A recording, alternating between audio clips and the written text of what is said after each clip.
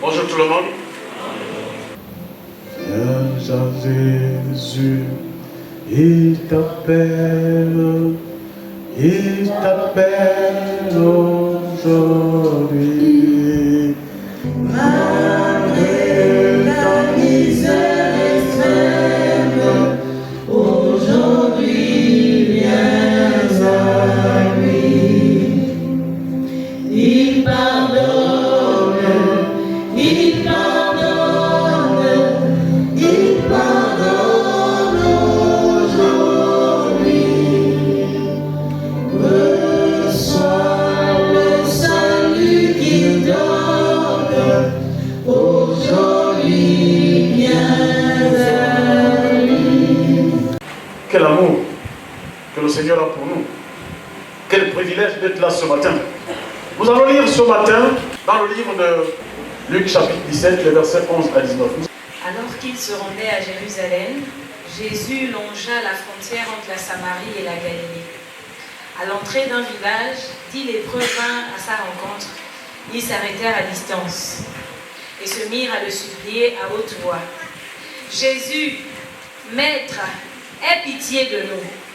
Jésus les vit et leur dit, allez vous montrer aux prêtres. Pendant qu'ils y allaient, ils furent guéris.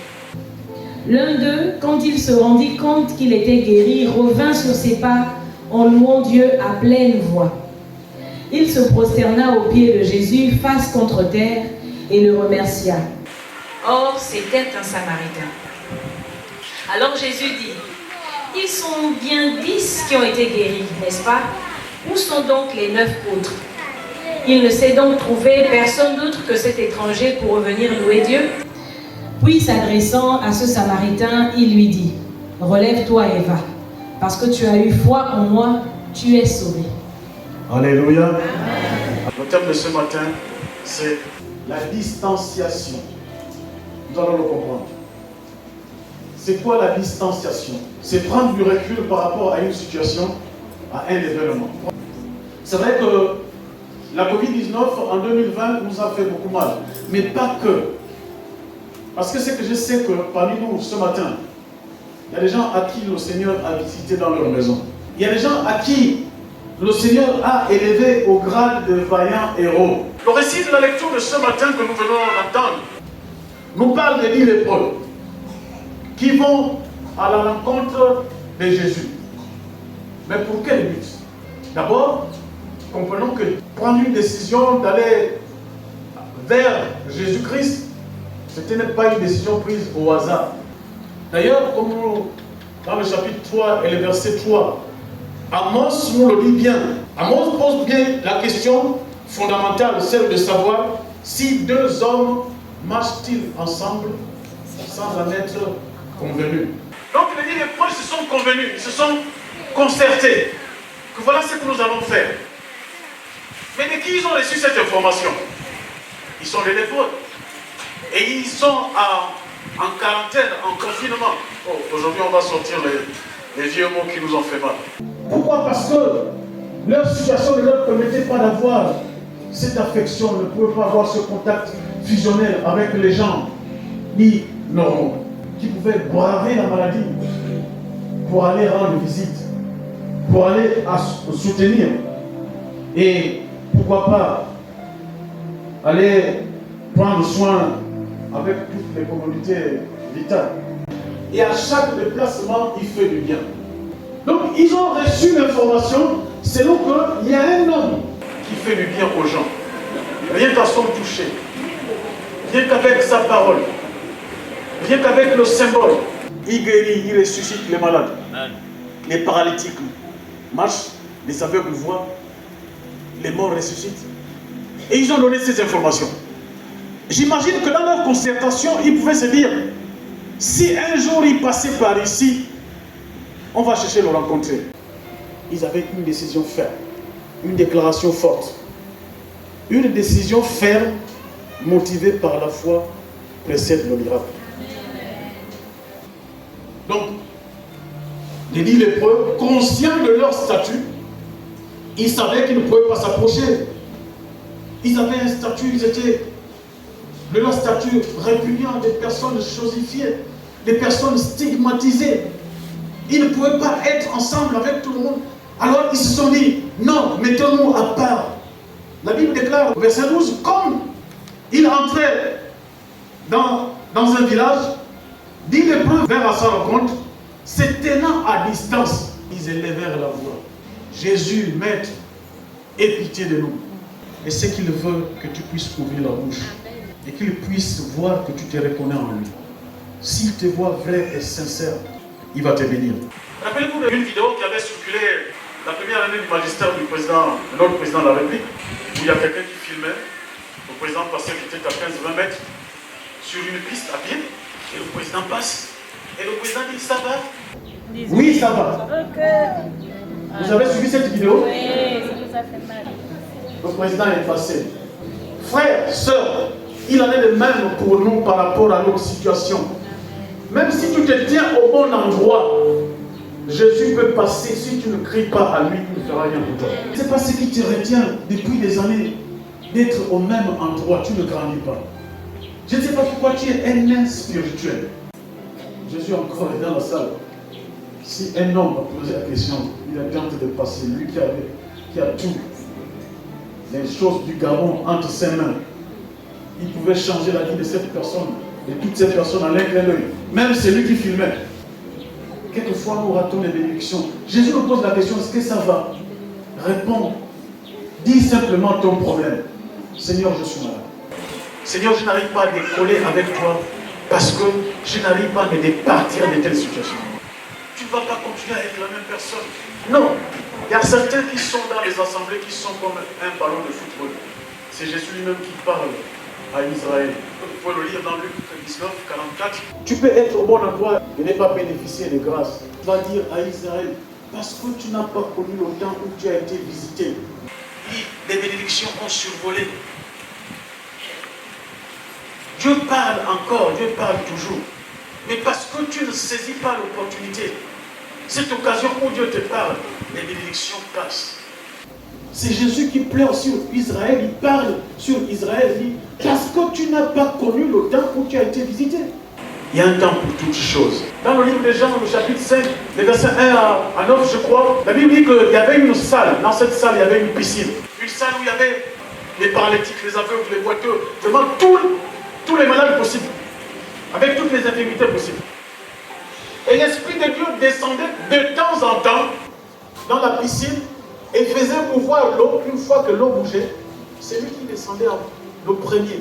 Quelle que soit la maladie, il était guéri. Et là, la Bible nous parle d'un homme qui avait déjà 108 ans, qui était là dans la salle, qui était au bon endroit. Il attendait aussi de se jeter dans la piscine. Et il a eu sa grâce. Parce que Jésus passe par là, il le localise. On nous pose la question. Il a parlé avec la personne qui pouvait trouver une solution pour lui. Le verset 14 du texte que nous avons lu, la Bible déclare que dès qu'il les eut vus, se tenant en distance, Jésus, Maître, aie pitié de nous. Jésus, dès qu'il les a vus, il a trouvé une solution pour eux.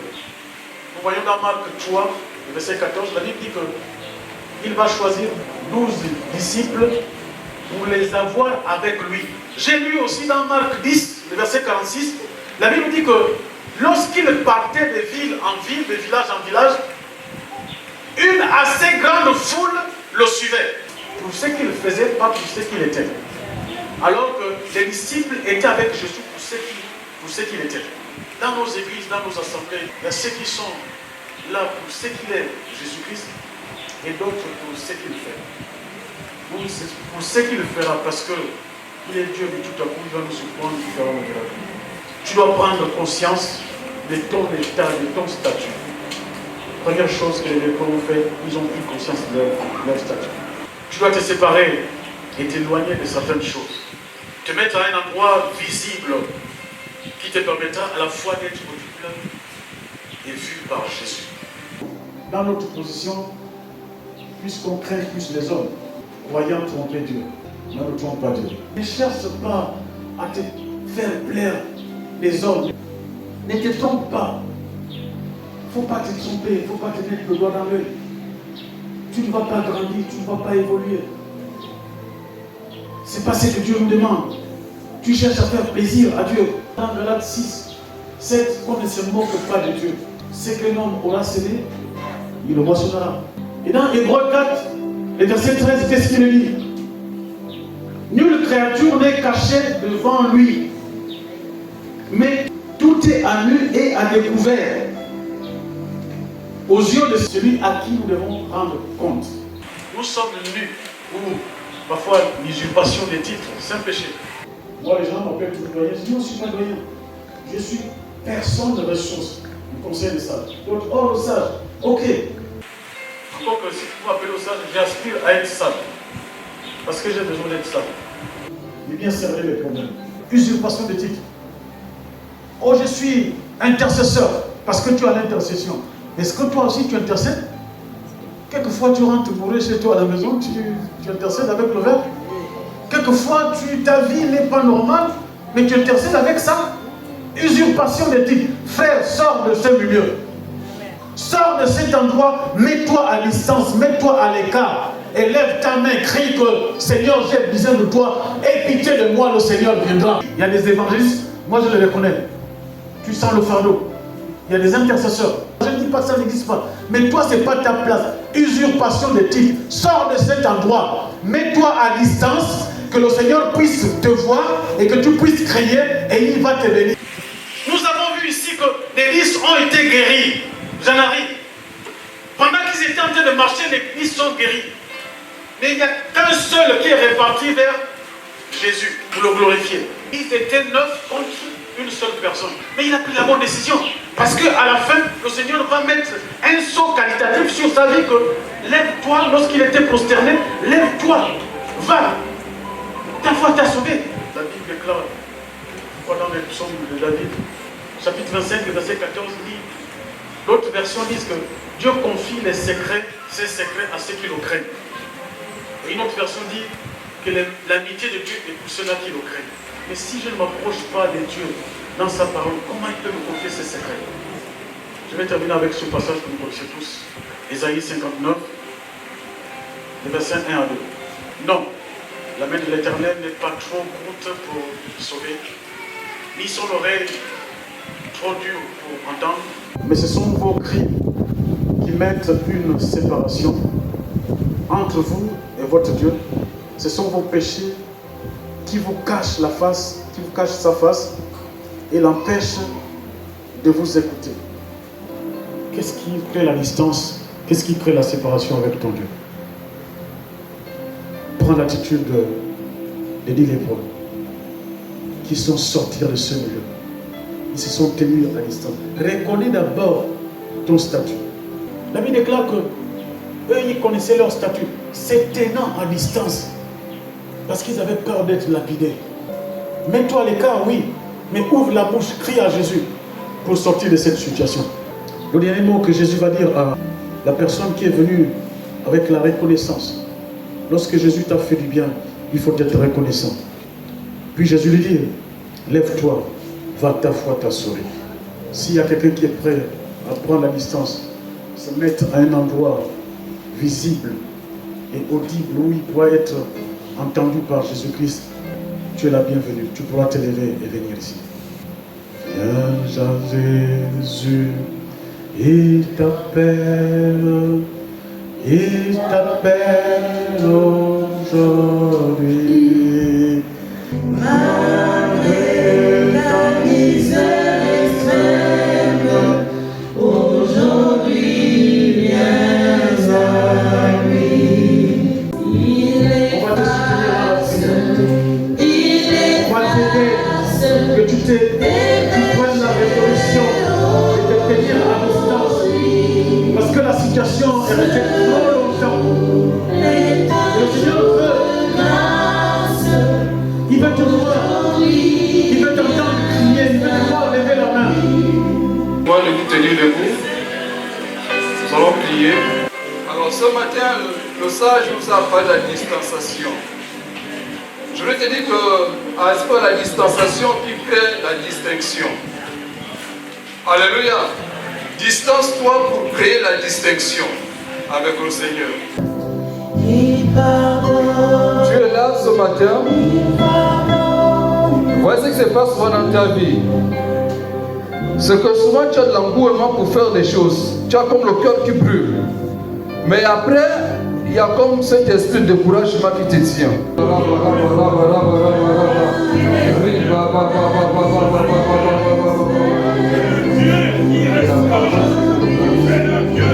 Satanique.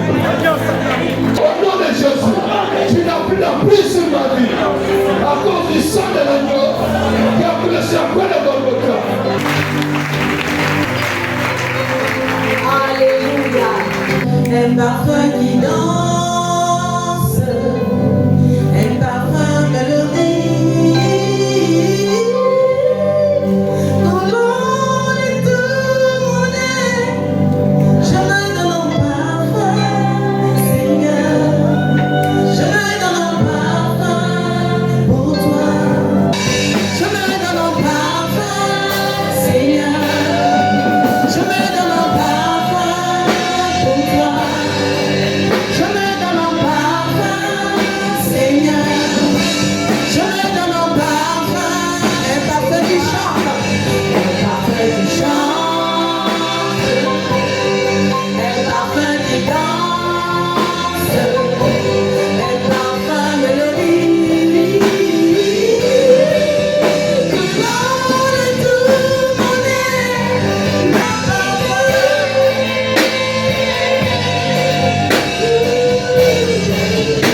Je me donne un je me donne un parfum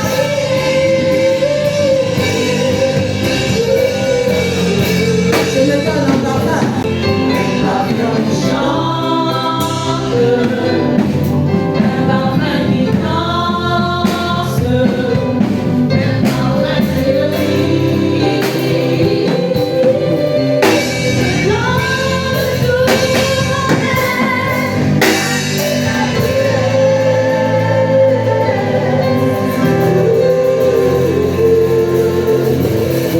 Wonderful Jesus, thank you because you are the author of our lives.